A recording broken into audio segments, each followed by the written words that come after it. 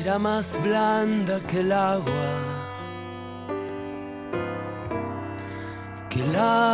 blanda, era más fresca que el río, naranjo en flor. Y en esa calle de estío, calle perdida. Estamos a 152 kilómetros exactamente de Buenos Aires. Estamos en la campiña, el lugar en el mundo de Mónica y de César. Exactamente. Es como si lo hubiésemos encontrado y es maravilloso. Recuerdo hace 20 y pico de años cómo nació esto.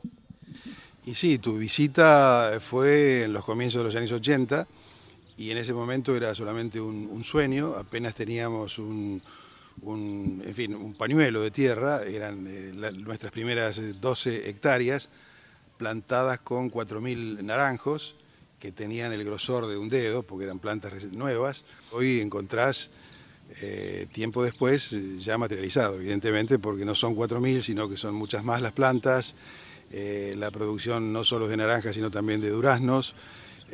La agricultura se sumó a nuestro proyecto y finalmente la pata turística, para que se pudieran compensar y balancear las performances de cada sector para un país que tiene una alta cuota de imprevisibilidad más allá de las propias de la naturaleza. Para el que me está viendo las imágenes, esto del turismo, todo lo que implica. Lo del turismo implica muchísimo porque aunque uno no quiera, se va agrandando. Yo me acuerdo que cuando esto empezó hace 10 años, digo esto, hablo de la parte turística, teníamos 3 mesitas en una casa porque las señoras decían que querían una taza de té. Entonces se sentaban, yo hacía escones en la cocina, venían, se sentaban, iban a San Nicolás, volvían. Bueno, Mónica, ¿no tendrás huevos de campo? Mónica, ¿no tendrás verduras? Bueno, blablabla. Y acá estamos. El turismo, lo maravilloso que tiene es que uno crece para el turismo. Es decir, no es como el señor que viene con una enorme bolsa llena de dinero y hace una empresa y después se pone de rodillas y dice, vengan por favor. Nosotros fue lo contrario. Y eso es como sacarte el PRODE.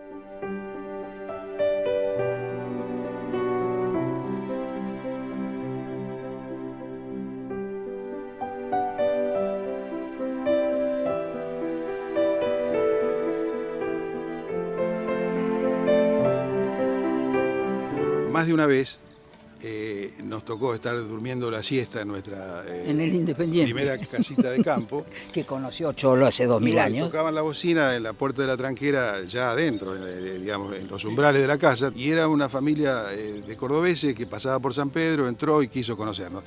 Entonces, obviamente, bajaban, tomaban unos mates con nosotros, pero empezamos a vislumbrar la necesidad de tener un lugar para poder recibir a la gente que te venía a visitar. Y entonces esto impulsó el nacimiento de la campiña. Pero además, en este momento puede haber gente en qué lugares remotos comiendo un durazno o una naranja. Nuestro impulso siempre fue apostar a la exportación, a variedades genéticas modernas, es decir, tratar de demostrar en la práctica lo que sosteníamos en los dichos, ¿no es cierto?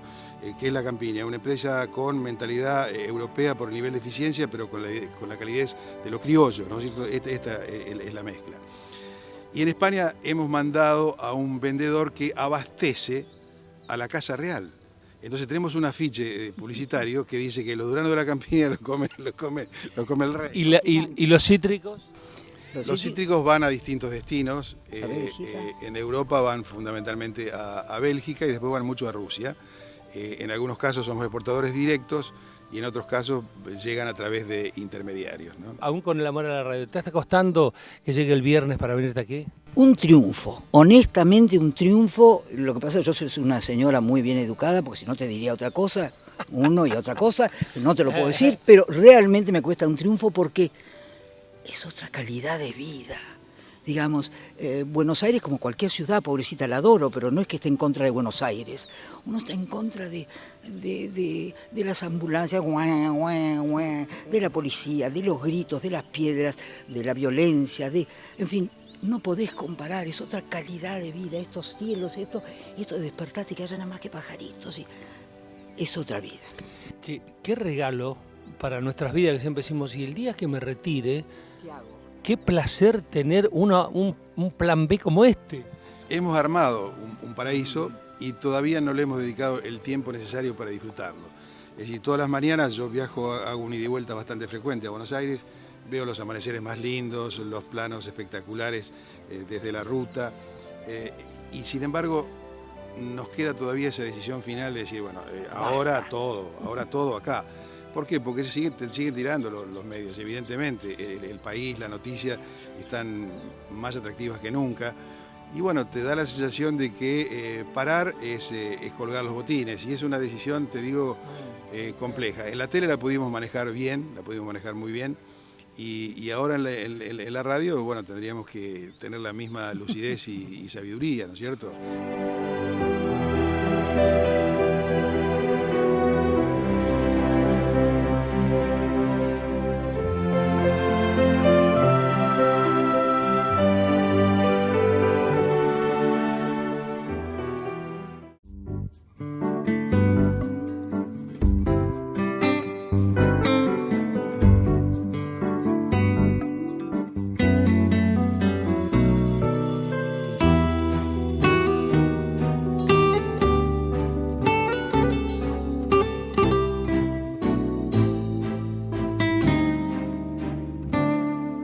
De niño pensaba que el cielo...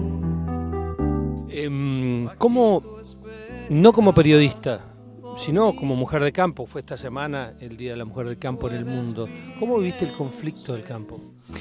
Lo viví, creo que como la gran mayoría de los argentinos, preocupada.